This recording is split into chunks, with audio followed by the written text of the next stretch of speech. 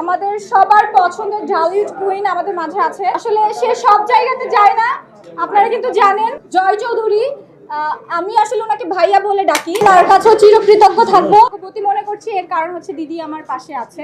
আমার ফার্স্ট বই আজকে লঞ্চ হলো। আমাদের সবার পছন্দের ঢালিউড কুইন আমাদের মাঝে আছে। আসলে সে সব জায়গাতে যায় না, আপনারা কিন্তু জানেন। আমি খুবই নিজেকে ভাগ্যবান মনে করছি, ভাগ্যবতী মনে করছি, এর কারণ হচ্ছে দিদি আমার পাশে আছে। এবং আমার প্রথম বইয়ে আপনারা সবাই আসছেন এভাবে। আর সব থেকে বড় কথা হচ্ছে আরেকজনের নাম আমি না বললেই না, জয় চৌধুরী। আমি আসলে ওনাকে ভাইয়া বলে ডাকি। তিনি যত বড়ই